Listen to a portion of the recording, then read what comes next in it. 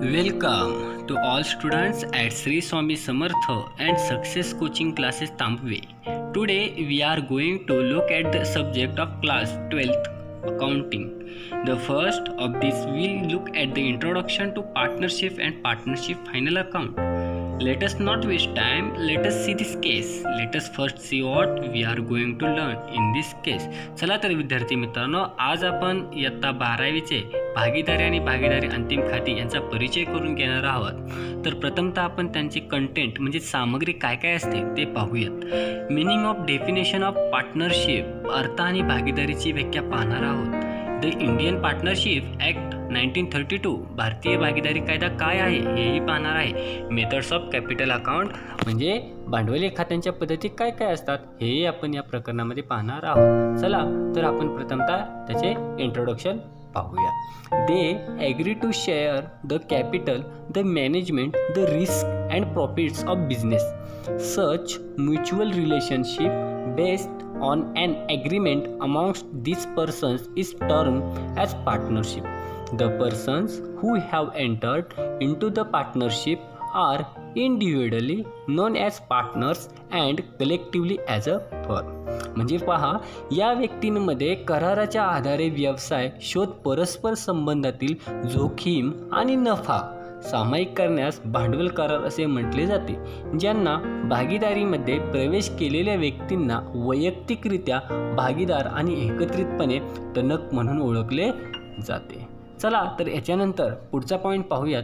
Meaning and definition of partnership, अर्थ आणि भागीदारीची व्याख्या काय आहे पाहूयात. Indian partnership act 1932 section 4 defines the partnership as it is the relation between persons who have agreed to share the profits of a business carried on by all or any one of them acting for all. भागीदारी निश्चित करण्यासाठी भारतीय भागीदारी अधिनियम section 2 म्हणजे कलम अशा व्यक्तींमधील संबंध ज्याने सर्व किंवा त्याच्यापैकी कोणाकडूनही केलेल्या व्यवसायाचा नफा सामायिक करण्यास सहमती दर्शवणे यालाच म्हणतात पार्टनरशिप. तर सर्व विद्यार्थ्यांना पार्टनरशिपची व्याख्या समजली असेल. पुढचा आपण पॉईंट पाहणार आहोत. फीचर्स ऑफ पार्टनरशिप फर्म म्हणजे भागीदारीची टणक वैशिष्ट्ये. त्यातला पहिला आहे ॲग्रीमेंट. हा सर्वात महत्त्वाचा पॉईंट आहे, हे तुम्हाला माहिती पाहिजे. पहा ॲग्रीमेंट पाहूयात. Partnership is a result of agreement between partners.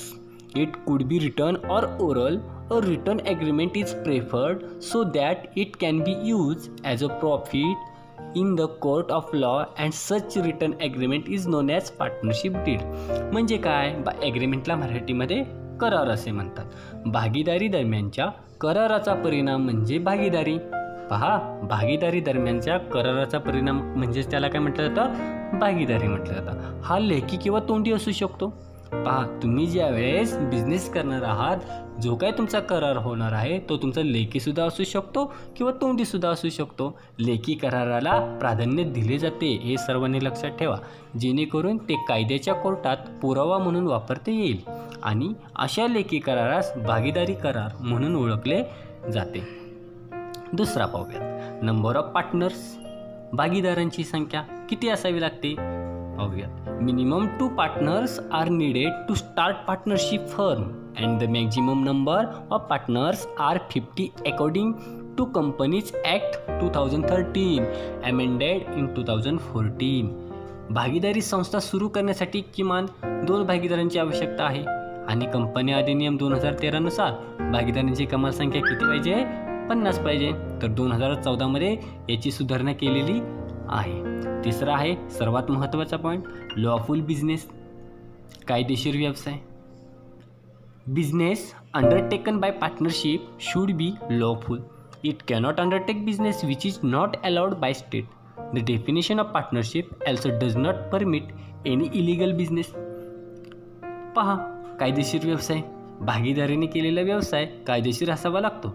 हे व्यवसाय करू शकत नाही ज्यास राज्यात परवानगी नाही आहे. म्हणजे ज्या राज्यामध्ये परवानगी नाही त्या राज्यामध्ये आपण हा बिझनेस करू शकत नाही. म्हणजे पार्टनरशिप व्यवसाय, भागीदारी व्यवसाय करू शकत नाही. भागीदारीची व्याख्या कोणत्याही अवैध व्यवसायास परवानगी देत नाही, हे आपण भागीदारीच्या व्याख्येमध्ये पाहिलेलं आहे.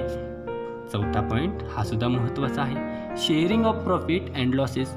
The purpose of partnership is to earn maximum profits. Partners have to share profits and losses according to the ratio given in the agreement.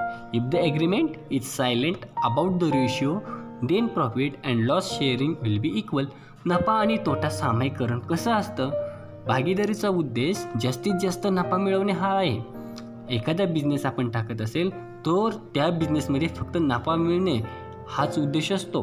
भागीदारांना करारामध्ये दिलेल्या प्रमाणानुसार नफा आणि तोटा सामायिक करावा लागतो. जर कराराचे प्रमाण बद्दल मौन असेल तर नफा आणि तोटा दोघांमध्ये सामायिकपणे वाटला पाहिजे, म्हणजे इक्वल केला पाहिजे. पाचवा मुद्दा सुद्धा खूप महत्त्वाचा आहे हा, पाहूयात. Unlimited liability. The liability of partners is unlimited. Joint and several, that is partners, are liable till the last rupee in their pocket.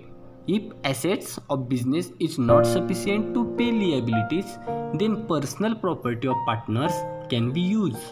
If any one of the partners is declared insolvent, then his liability will be borne by the solvent partner. अमर्यादित उत्तरदायित्व असणे.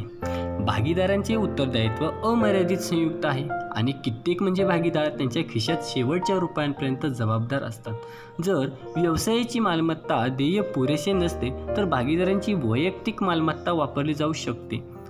Solvent नंतर त्यांचे उत्तरदायित्व दिवाळखोर नसलेला भागीदार सहन करते. सहावा आहे रजिस्ट्रेशन. सगळ्यात महत्त्वाचा पॉईंट आहे.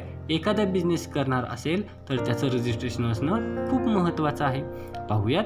Registration of partnership firm is compulsory only in the state of Maharashtra with effect from 1 April 2005 according to Indian partnership act 1932. Registration of partnership firm is optional. It means a firm may or may not be registered. नोंदणी. भागीदारी फर्मची नोंदणी केवळ 1 April 2005 पासून महाराष्ट्र राज्यात करणे अनिवार्य आहे.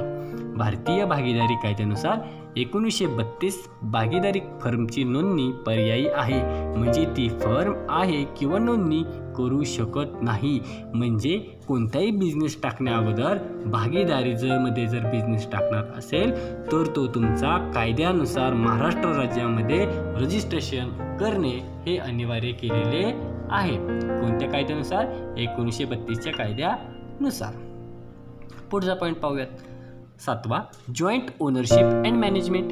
इच partner is joint owner of the property of the firm, so no partner can use property for personal use. All partners have equal rights in managing the firm, so all partners are jointly responsible for the management of firm.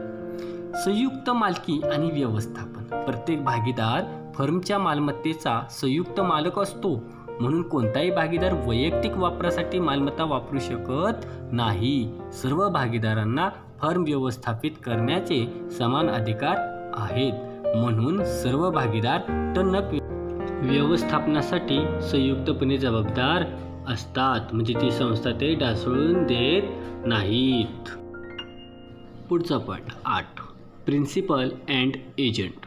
Each partner works in two-fold capacities, that is principal and agent. A partner acts as a principal of the firm with outsiders, and with other partners he acts as an agent. प्राचार्य आणि agent. प्रत्येक भागीदार 2 पट क्षमतांपेक्षा काम करतो, म्हणजेच प्राचार्य आणि एजंट बाहेरील आणि इतर भागीदारांसह फर्मचे मुख्याध्यापक म्हणून भागीदार तो एजंट म्हणून काम करत असतो. पुढचा point 9. Dissolution. A partnership firm can be dissolve through agreement between the partner. डिझोल्युशनला मराठीमध्ये विसर्जन म्हणतात. भागीदार कंपनीच्या कराराद्वारे भागीदारी फर्म विरघळली जाऊ शकते.